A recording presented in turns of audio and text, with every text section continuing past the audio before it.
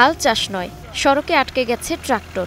চালকের অন্তহীন চেষ্টা, কাদায় ফেসে যাওয়া চাকা তোলার। সড়ক খুঁড়ে হলেও ট্রাক্টরটি উদ্ধারের চেষ্টা চালান চালক, কিন্তু সেই চেষ্টাও ফলাফল শূন্য। রণভঙ্গ দিয়ে এক পর্যায়ে হতাশ হয়ে বসে পড়েন তরুণ চালক।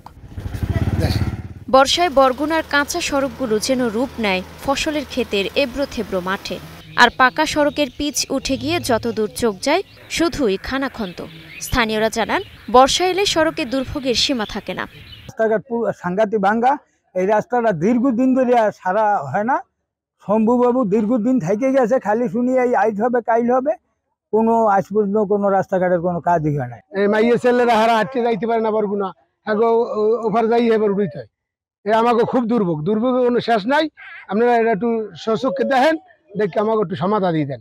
আর প্রকল্প বাস্তবায়নে অনিয়ম থাকায় বহু রাস্তা মেরামতের কিছুদিনের মধ্যেই আবার চলাচলের অনুপযোগী হয়ে পড়ে।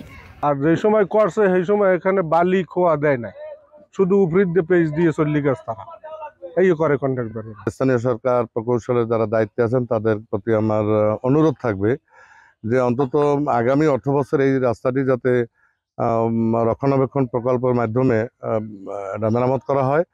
এমন পরিস্থিতিতে বিভিন্ন স্থানে স্বেচ্ছাশ্রমে গর্ত ভরাট করে চলাচলের উপযোগী করার চেষ্টা করছেন স্থানীয়রা। এবং গাড়ি ঘোড়া চলতে পারতেছিল না, পরে অটো যারা চালাইতেছে তারা নিজের উদ্যোগে কাজটা করে মাটি থেকে ভরাট করে তারপর তারা মোটামুটি চলার জন্য চাইতে পারে এই ব্যবস্থা করছে। স্থানীয় সরকার প্রকৌশল অধিদপ্তর LGED জানায়, বরগুনায় প্রায় ৬,০০০ কিলোমিটার সড়কের মধ্যে পাকা সড়ক আছে প্রায় ২,২০০ কিলোমিটার। এর মধ্যে ৮০০ কিলোমিটার সড়ক প্রতি বর্ষাতেই নষ্ট হয়ে যায়। সড়ক রক্ষণাবেক্ষণের চাহিদা রয়েছে ৩৫০ কোটি, তবে বরাদ্দ হয়েছে মাত্র ৩৪ কোটি। আমরা একদম ইম্পর্টেন্ট যে এলিমেন্টগুলো যার সাথে কানেক্টিভিটি বজায় রাখা যায় এমন কিছু রাস্তা শুধু আমরা মেনটেন করতে পারি, আগেটা আবার 15 বছরের জন্য থেকে যায়।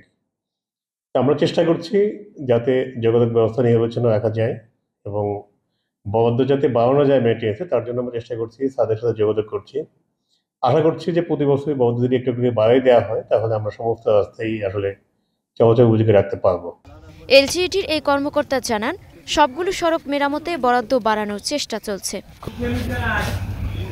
মুক্তা আক্তার, স্টার নিউজ।